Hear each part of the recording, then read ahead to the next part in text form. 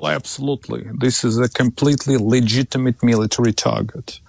We don't know the exact number, but the Ukrainian military already reported that the suggested number of those who have been killed and wounded is around 600 Russian soldiers who illegitimately invaded Ukrainian territory.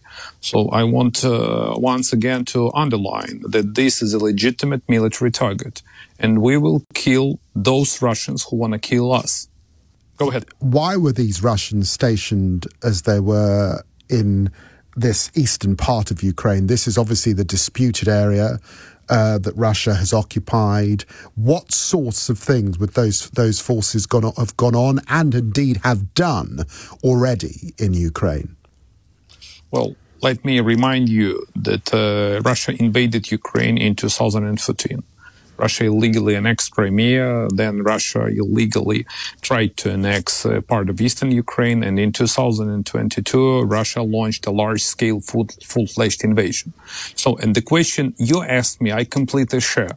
What the hell they are doing on the Ukrainian soil and on the Ukrainian territory? They have to go back to their home country and to go directly to Kremlin and to press on their president for everything that he has done against Ukraine and against his people. Prime Minister, I was very fortunate, I think, to meet with you. It was in January last year, prior to the outbreak of the war. There was a lot of discussion at that time. There was disputes over whether Russia would attack, but of course the intelligence that the UK and the Americans had suggested that there would be such an attack, and that's sadly how it proved. But there was some reflection that this is not an easy terrain in which to fight over the winter period.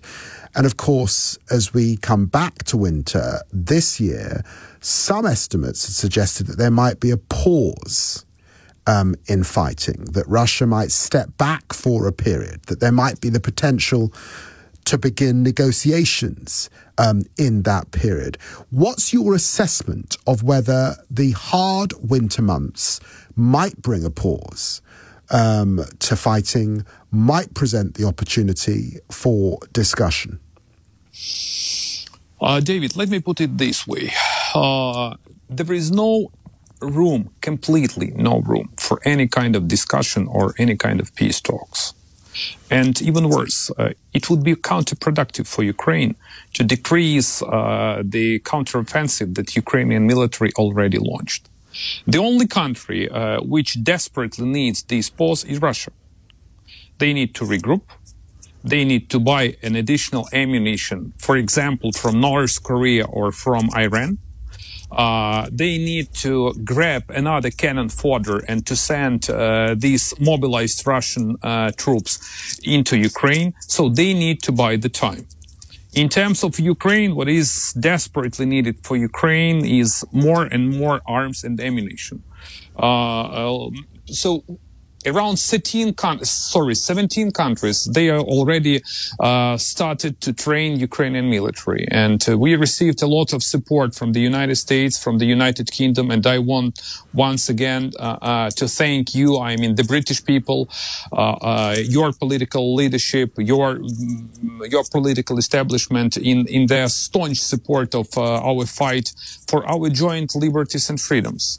So in terms of winter, another very, I would say, crucial issue in winter is whether Europe will survive. And I strongly believe that Europe already survived in terms of energy crisis, in terms of inflation, because Putin wants to undermine our unity. Whether Ukraine will survive, yes, we will. Even despite the fact that Putin already launched hundreds of missiles against Ukraine. So this is a never-ending barrage. And frankly speaking, every single night I have to go to the basement to sleep. But that's how we live. And that's normal. Because that's not the problem for those who live, for example, even in the capital of Kyiv, to hide into the basement. I do care more about Ukrainian men and women in the uniform who are fighting on the front line. And what they need more ammunition, they need more support, and they need our strong belief that we will prevail. Former Prime Minister Yacenюk, very good to talk to you again. And as you know, we stand in full support of the Ukrainian people, both major political parties, all political parties here in the UK, united in our support for Ukraine. Very grateful indeed. Thank you so much, and Happy New Year to you and to your people.